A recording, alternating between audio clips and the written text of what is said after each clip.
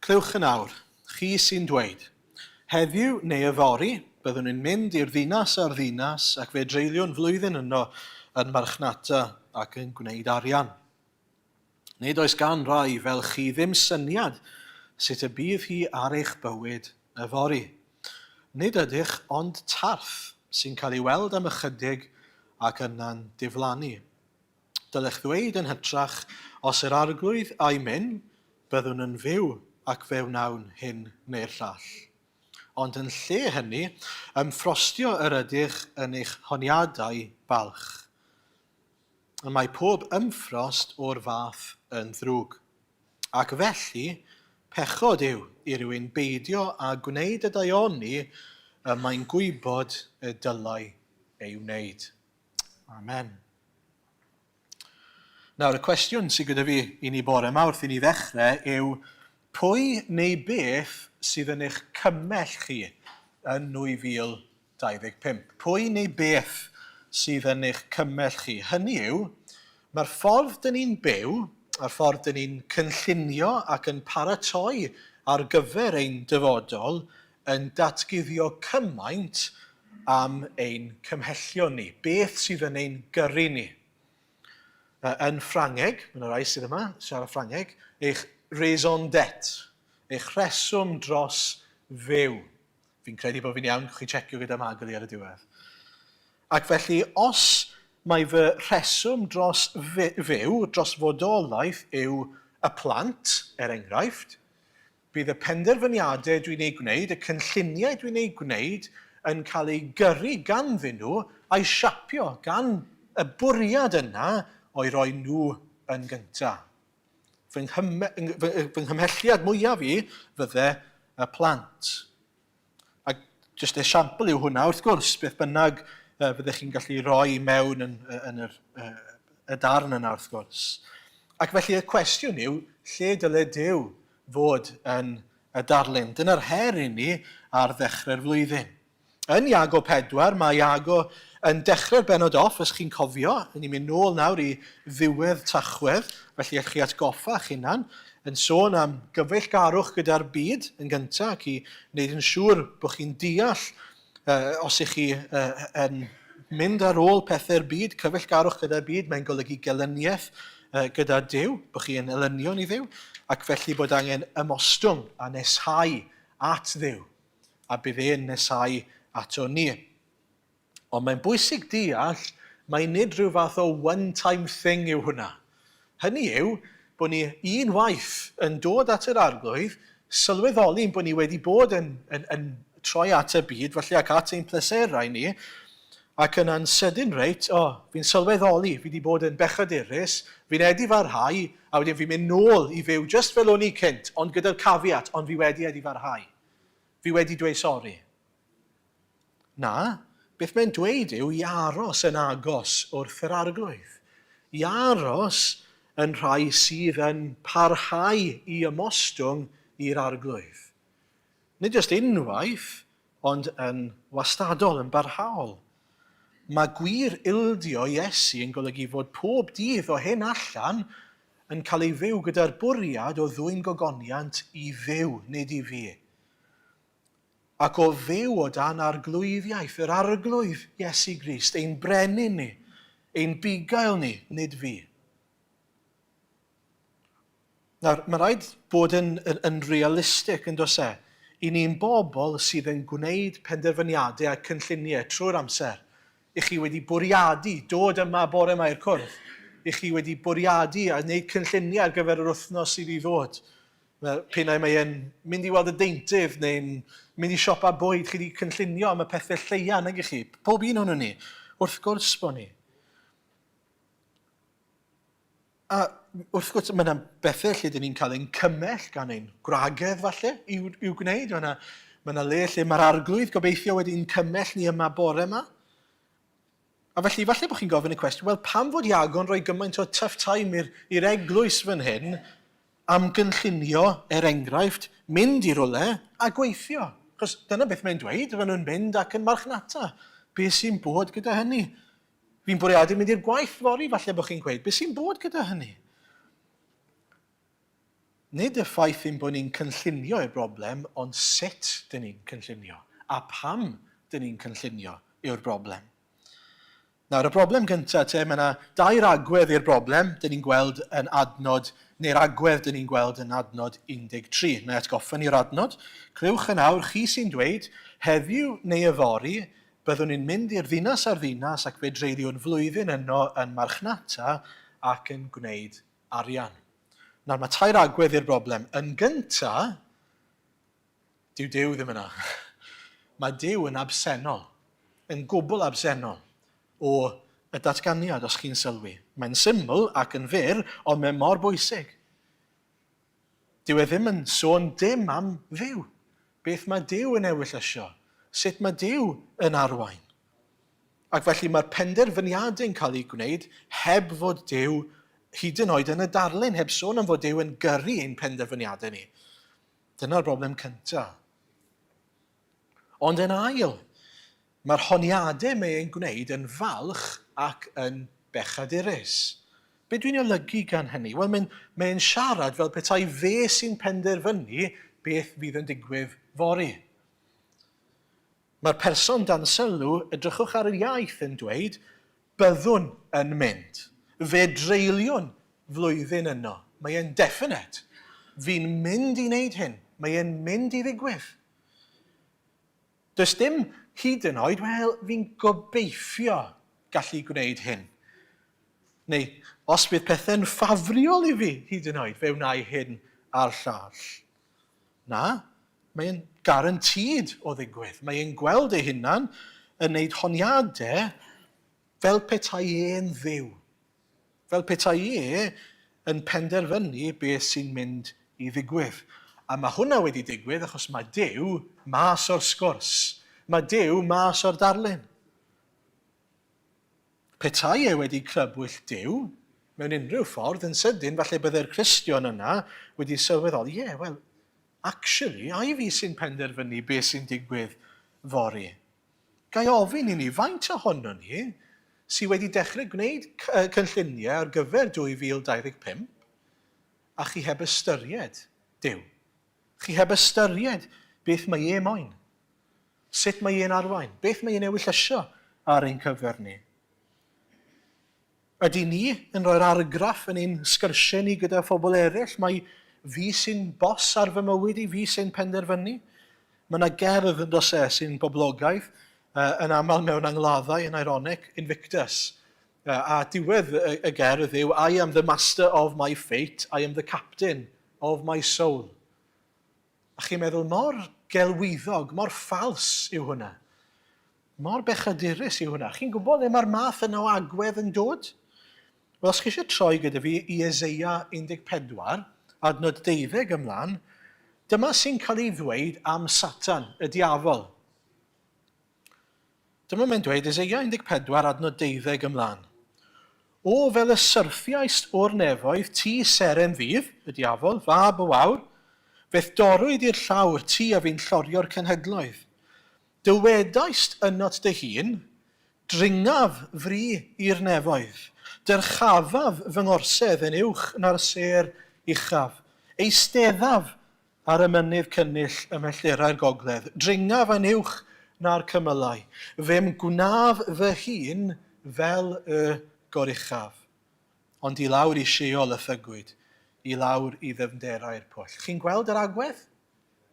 Dringaf, dyrchafaf, eisteddaf, dringaf, fem gwnaf. Fi'n mynd i wneud beth i fi moyn gwneud. Yr agwedd yma o fi eisiau bod yn dduw. Fi eisiau rheoli, fi eisiau teyrnasu. Dyna'n union o le mae'r agwedd yn dod o Satan. Tybed faint o ddylanwad Satan sydd ar y ffordd i ni felly yn byw ac yn ymddwyn. Faint ohono ni wrth i ni edrych yn ôl ar yr wythnosau sydd wedi bod, mae'n 12 o Ionawr, 12 diwrnod felly. Yn y 12 diwrnod diwetha, faint i ni wedi ystyried o beth yw ewyllus yr arglwydd ar ein cyfer ni, os i ni'n onest. Felly honiadau pechadurus. Yn trydydd wedyn, cymhellion bydol. Beth yw cymhellion y bobl yma? Wel, gan nag yw Duw yn y sgwrs, a gan ei bod nhw yn gwneud honiadau fi-ganolog, mae'n amlwg mai eu plesio eu hunan yw y cymhellion. Nid Duw a gogoniant Duw yw'r cymhelliad, neu bydden nhw'n ystyried beth mae Duw moyn. Felly beth yw'r cymhellion? Wel, heddiw neu yfori, byddwn yn mynd i'r ddinas ar ddinas, fe dreiliwn flwyddyn yno yn marchnata ac yn gwneud arian. Y cymhelliad yw, wel, fi eisiau gwneud beth i fi eisiau gwneud, sef gweithio mwyn cael arian. Y gôl felly yw hwnna. Ond y cymhelliad yw sut ydw i yn mynd i gael beth i fi moyn. Mae eisiau ni fod yn onest yn dos pan ni'n ystyried sut ni'n gweithio fel pobl, beth i ni'n neud yw, dyn ni'n gweithredu tuag at beth i ni moyn. Beth yw'n gôl ni? Beth bynnag yw'r gôl, mae'r cymhelliad yn gyrru ni tuag at y gôl yna. Mae rhywun sydd eisiau fedal aur yn yr Olympics nesaf, nawr yn mynd i fod yn fodlon wneud y gwaith caled o fwyta'r peth iawn, o hyfforddi, o fi mas a treino bob dydd mwyn cael y gôl. Dyna'r cymhelliad, dyna beth mae'r gwaith yn pwyntio ac yn gweithio tuag at. Gai ofyn, pwy yw'n cymhelliad ni? Neu gogoniant pwy yw ein cymhelliad ni? Pwy chi eisiau gogoneddu? Ai Crist? Os hynny, bydd ein bywyd ni yn adlewyrchu hynny. Bydd y ffordd dyn ni'n byw yn dangos hynny. Be sy'n cael ei amlygu yn eu penderfyniadau nhw fan hyn yw mae nhw gweithio mwyn cael eu harian nhw sydd yn ei gyrru nhw. Chi'n gweld, nid y broblem yw bod nhw'n gweithio, y broblem yw pam maen nhw'n gweithio. Nid y broblem yw bod nhw'n yn dymuno ennill rhywfaint o arian, y broblem yw pam. Chi'n gwybod y temtasiwn mwyaf i bobl fel ni yw bod ni eisiau gweithio mwy a mwy mwyn cael mwy a mwy o sicrwydd bywyd. Dyn ni'n meddwl, sicrwydd bywyd daearol. Comfort blanket. Digon yn y banc i allu gwybod ein bod ni'n saff. A chi'n gwybod celwydd mae y byd yn dweud wrthyn ni, yr hynna chi'n mynd, y mwyaf sorted dylech chi fod yn ariannol hefyd. Y mwyaf cyfforddus dylen ni fod erbyn y pwynt yma yn ddigon well off i allu bod yn saff ac yn ddibynnol ar fy hunan. Chi nonsens. Nonsens llwyr. Nid dyna yw bwriad bywyd. Nid dyna ddyle fod ein cymhelliad ni i weithio neu i gael arian. Ond yn hytrach, sut allai i fyw mwyn gogoneddu'r arglwydd? Sut allai i ddefnyddio fy arian mwyn gogoneddu'r arglwydd? Beth mae un ewyllysio i fi wneud gyda fy ngwaith, gyda fy noniau, gyda fy amser a gyda fy arian? Dyna'r cwestiwn dylen ni fod yn gofyn ar ddechrau'r flwyddyn. Felly beth yw eich gôl chi? Ymddiried mwy yn yr arglwydd neu ymddiried llai? Chyfo beth sy'n ironic os i ni yn gwneud beth mae Iago yn awgrymu, mae'r Cristnogion yn gwneud fan hyn, trwy basically cymryd y pethau mae Duw wedi roi'n fendithion i ni, sef ein doniau ni, a'i defnyddio nhw mwyn gwneud ein hunan yn fwy dibynnol ar ein hunan yn lle'r arglwydd, beth i ni'n neud, i ni fel y bobl yn Rhufeiniaid un. I ni'n cymryd y stwff mae Duw wedi roi ac yn gwrthod yr un sydd yn rhoi nhw. Tybed ydy hynny'n wir i ni. Allai esbonio i chi, does dim byd yn gallu eich gwneud chi yn fwy diogel trwy ennill yn ddaearol. Dim byd. So os faint o arian sy'ch chi'n y banc, os mae'r arglwydd eisiau wneud ei gymryd ei ffwrdd fori. Mae'n bwysig bod ni'n sylweddoli hynny. Be sydd angen arno ni, a dyma'r ail bwyntau, yw i ni fod nid fel rhieni, ond fel plant. Be dwi'n ei olygu gan hynny? Wel, sylwch beth mae Iago'n dweud. Mae'n dweud wrth fy mlaen, beth dyw e ddim yn dweud, neu ddweud i ddechrau, yw rhag eich cywilydd chi am wneud cynlluniau ac am wneud penderfyniadau. Dylech chi fod yn bobl sydd byth yn wneud cynlluniau. Nid dyna mae'n dweud, efe? Nid dyna'r broblem. Os bydde fe'n dweud rhywbeth ar y lines yna, bydde fe'n dweud rhag eich cywilydd chi am feddwl mai chi yw bos eich bywyd chi. Rhag eich cywilydd chi am feddwl eich bod chi'n arglwyddiaethu ar eich bywyd chi. Eich chi'n ddim byd ond tarff, mist, sydd yn mynd ac yn dod. Eich chi'n neb. A felly, beth ddyle ein agwedd ni fod? Wel, mae'n plant ni yn deffro yn y bore, a dyn nhw ddim yn dweud, dwi'n mynd i wneud hyn llall ag arall. Mae yna magic words yn ein tŷ ni, fel sydd yn hi pob teulu gyda plant. Maen nhw'n gorfod dod at y rhieni a gofyn, ga i. Ga i. Os mae Hannah eisiau rhywbeth, mi fydd hi'n gofyn, ga i rhywbeth. Hynny yw, os yw'r rhieni'n ewyllysio a ga fi hyn, please. Mae yna ddealltwriaeth yn dos e. Nid hi yw'r bos, nid nhw yw'r bos, y rhieni yw'r bos. Ac am ei bod nhw'n caru'r plant, maen nhw'n dod ger bron y rhieni ac yn gorfod gofyn, ydy e'n iawn, ydy e'n saff bod fi'n mynd mas i chwarae heddi? Ydy e'n iawn bod fi'n cael hyn llall ag arall? Petai un o'r plant yn troi rownd ac yn dweud wrtho fi, fi'n mynd i fynd i'r siop bore yma. Beth fydd yn ymateb i? Mae'n nagwyt wir. Dwi ti ddim yn mynd i'r siop bore yma, ti'n mynd i'r cwrdd bore yma. Pam? Oherwydd fi sydd ar awdurdod fel tad. A dwi'n caru'r plant a dwi eisiau beth sydd orau'r plant. A mae'r plant yn ildio i ni. A mae'r un peth yn wir gyda ni fel plant y tad nefol. I ni wedi ildio i'w ewyllus e. I ni wedi ildio i'w arglwyddiaeth e. Ac felly i ni fyw fel y plant ydyn ni. Yn basically dweud ga i. Arglwydd, wyt ti'n ewyllysio bod fi'n gwneud hyn? Ac yn dymuno gwybod beth yw ewyllus ein tad ni dros ein bywyd ni. Mae hwnna wrth gwrs yn dod trwy'r gair. Ac felly mae e'n dweud, adnod 15, a nid yn unig wrth sôn am beth i ni yn dymuno gwneud, a beth yw ewyllus y tad drosto ni, yn sylweddoli mor ddibynnol ydyn ni, hyd yn oed am fywyd oddi wrth y tad. Chi'n sylwi beth yw'r cam cyntaf dylen ni fod yn dweud?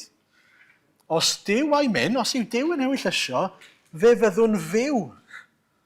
Dyna ddylen ni ddweud. Os yw Duw yn ewyllysio, fyddai'n fyw fori. Nid jyst fyddai'n cael gwneud pethau fori, ond mi fyddai'n fyw fori. Yr ymwybyddiaeth yna, heb fod yr arglwydd yn fy nghynnal i, na i ddim para drwy'r nos hyd yn oed. Heb fod yr arglwydd yn dymuno ac yn ewyllysio, fyddai ddim yma fori. Dyna mor ddibynnol ydw i ar fy nhad nefol, ar fy arglwydd. I ni'n ddim ond tarff. Gai ofyn eto te, i rhai o'n ni sydd wedi gwneud unrhyw fath o gynlluniau ar gyfer y flwyddyn yma, ydych chi hyd yn oed wedi ystyried y ffaith, falle fyddwch chi ddim yma? Ac yn gweddio, wel arglwydd, os wyt ti'n rhoi y fori i fi, fi'n dymuno gwneud hyn. A mae e'n bwysig. Mae e'n bwysig oherwydd pan dyn ni'n ystyried hynny, mae e'n rhoi persbectif i ni ar y fori. Rhodd yw y fori gan y tad, a dim ond os mae e'n ewyllysio roi e yn ei ras, byddai'n cael mwynhau fori ar y ddeiar. Os hynny, fi'n dymuno gwneud yr hyn sydd yn ei blesio fe y fori. Chi'n gweld mae'n siapio y ffordd dyn ni'n meddwl. Wrth gael ein atgoffa, mae rhodd yw y fori oddi wrth ein tad nefol ni yn y lle cyntaf. Felly, os Duw a'i mynd, fe fyddwn fyw.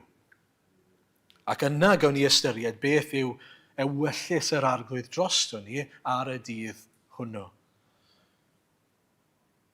Ydych chi'n ystyried beth mae'r arglwydd yn dymuno i chi wneud gyda'ch amser, a'ch arian, a'ch doniau? Sut mae'r arglwydd yn ewyllysio i chi fyw fel plentyn, fel gŵr, fel tad, fel mam, fel gwraig, fel gweithiwr, fel aelod yn yr eglwys? Mae'n dweud yn ddigon clir yn gwneud ys gan neb fel chi, rai fel chi ddim syniad sut y bydd hi ar eich bywyd y fori. A mae hwnna'n golygu dau beth. Hynny yw, nid yn unig, dyn ni ddim yn gwybod bod fori'n garantid i ni, ond mae fori yn mynd i fod mwy na thebyg yn wahanol iawn i beth fydd ni'n disgwyl yn aml. Sym syniad gyda ni beth bydd e fel i ni fori. Os ych chi eisiau meddwl yn ôl falle 10 mlynedd, neu 5 mlynedd os ych chi'n bach yn iau, pa mor wahanol yw bywyd i beth o'ch chi'n disgwyl? Nag yw e'n wir i ddweud wrth i chi fyw trwy fywyd, mae pethau newid mor gloi, mae'n gallu newid mor drastig, byddwch chi byth yn ffindo'ch hunan yn y sefyllfa chi ynddo fe nawr. Rhyw 10 mlynedd yn ôl, efallai llai hyd yn oed. Beth mae hwnna'n tystio i? Ffyrdd yr arglwydd, ffyrdd dirgel sofran da yr arglwydd. Ac felly, peidiwch â buddsoddi yn y byd sydd yn newid mor gloi ac yn mynd i fod yn cael ei cymryd i ffwrdd o'n ni mor gloi. Yn hytrach, gnewch yn siŵr bod chi'n buddsoddi yn ysbrydol. Yn yr arglwydd, yn y pethau chi'n gwybod sydd yn para. Mae Iesu hun yn dweud hyn wrthyn ni yn Luc 12.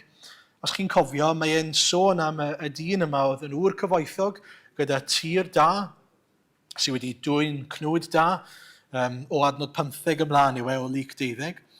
Ond mae e'n penderfynu beth fi'n mynd i wneud nawr te gan bod fi gyda'r cnwd yma sydd wedi cael ei gynnyll.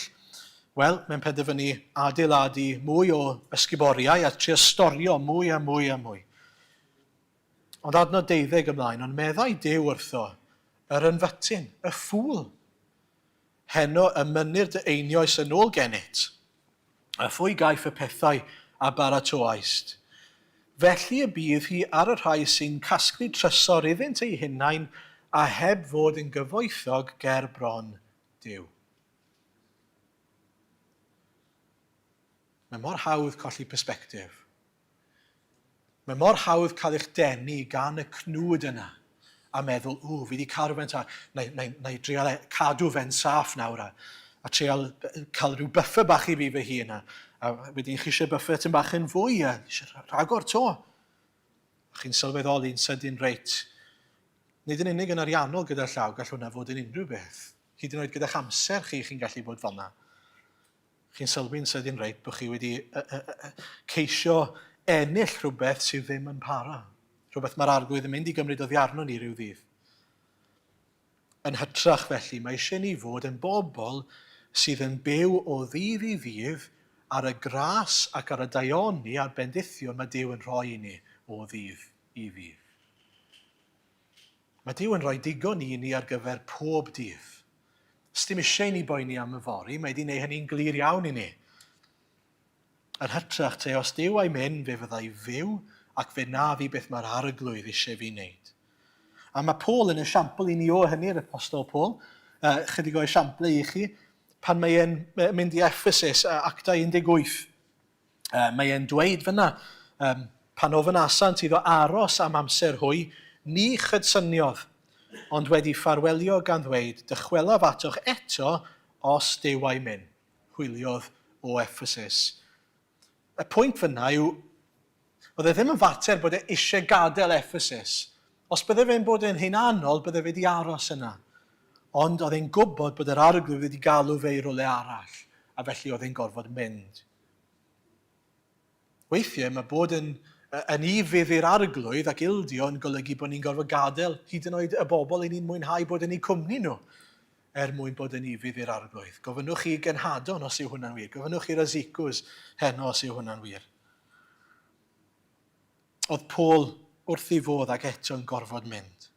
Cyntaf Corinthiaid 4 adnod 19. Eto'n fyna, ond yr wyf am ddod atoch ar y fyrder, os caniata'r arglwydd, a chafwybod nid am y siarad y rhai sydd wedi ymchwyddo, ond am ei gallu.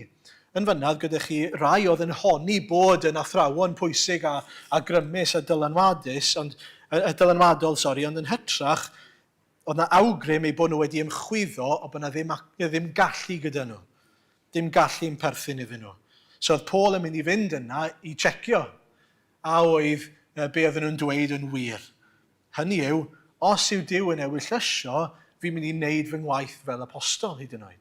Oedd e ddim hyd yn oed yn cymryd ei waith yn ganiataol, oedd e'n fater o dim ond os mae'r arglwydd yn caniatáu. Felly hyd yn oed yn ein gwaith ni o ddydd i ddydd, mae eisiau bod ni'n sylweddoli hefyd yr arglwydd yn caniatáu ac yn agor y drws i ni ac yn lliwio pethau, fyddwn ni ddim yn cyflawni'r hyn i ni'n gallu gwneud trwy nerth yr ysbryd. Yn ola, 1 Corinthiaid 16 adnod 7. Rwy'n gobeithio cael aros gyda chi am beth amser os bydd yr arglwydd yn caniatáu. Ond rwyf am aros yn Ephesus tan y Pentecost oherwydd y mae drws llydan wedi ei agor i mi i'n addawol bod llawer o wrthwynebwyr. Oedd Paul, mae'n debyg yn ysu fod yn Corinth gyda'r Corinthiaid. Ac eto, mae'n gweld fod y drws yn agor iddo fe trwy nerth yr ysbryd yn Ephesus. Di ddim yn hawdd, mae'n dweud mae yna lot o wrthwynebiad yna. A falle yn bersonol, os bydde fe yn penderfynu beth bydde'n neisa a hawsa iddo fe, bydde fe'n dweud, fi eisiau mynd nôl i Ephesus. Fi eisiau mynd nôl i Corinth, sori.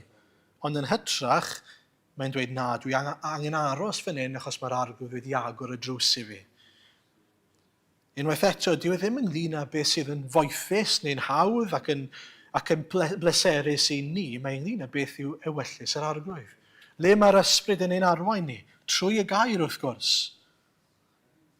Ac felly, os nag yw'r arglwydd yn frenin dros ein trefniadau ni a'n bwriadau ni, mae'n anebygol o fod yng nghanol ein gwaith ni o ddydd i ddydd, a'n bywydau ni o ddydd i ddydd. Mae'n bwysig dechrau off fel ni'n bwriadu parhau. Felly mae rhaid i ni ofyn y cwestiynau anodd yna. Sut fath o gwraig, criant, plentyn, gweithiwr, beth bynnag yw aelod yn yr eglwys, mae'r arglwydd am i fi fod yn 2025. Lle dwi arni nawr? A ydy hwnna'n adlewyrchiad o beth dyle fod yn wir yn fy mywyd i? A mae rhaid i fi bwysleisio y gair yw'r allwedd. Dyna sut mae'r arglwydd yn amlygu ei ewyllus i ni. Wrth gwrs drwy'r ysbryd glân, ond y gair. Mae hwnna'n dod â fi at yr her mae Iago'n rhoi ar y diwedd, adnod 17.